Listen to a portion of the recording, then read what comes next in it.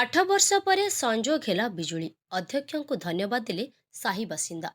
दीर्घ वर्षर प्रतीक्षा अंत है।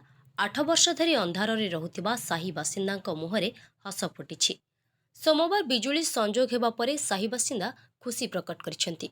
गंजाम जिला कोदला किशोर नगर में 40 रु ऊर्ध्व लोक बसवास करुथिबा बेले दीर्घ दिन धरी एठारे बिजुली संजोग होई नथिबारु असंतोष प्रकाश करथिले साही बासिंदा। एने कोदला एनएसी अध्यक्ष सूर्यनारायण नायक को साहीवासी जणाइबा परे कोदला विद्युत विभाग अधिकारी मानक सह आलोचना करथिले अध्यक्ष।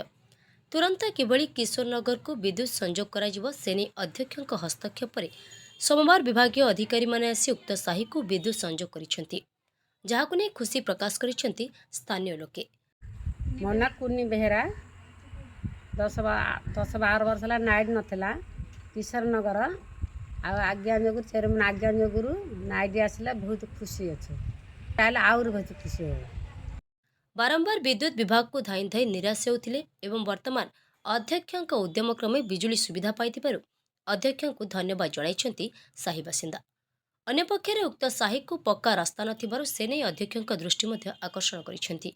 सुभाषिष बेहरा कोदला किशोर नगर आज चेयरमैन सार सूर्य सार द्वारा आमर इलेक्ट्रिक चार्ज है 8-10 वर्ष है सर करेन्ट आस नाला आम सब बहुत दौड़ा दौड़ी कर इलेक्ट्रिक ऑफिस जाऊँ किंतु कौन से काम हो पार नाला।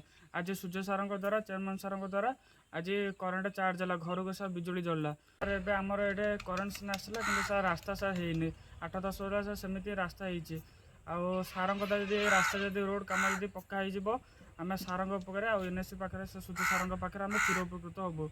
गंजाम समाचार आपणकर लेटेस्ट खबर पाई लाइक शेयर सब्सक्राइब एवं फॉलो करंतु। गंजाम समाचार फेसबुक यूट्यूब ट्विटर पेज को अधिक तथ्य पाई विजिट करंतु आम वेबसाइट www.ganjamsamachar.com।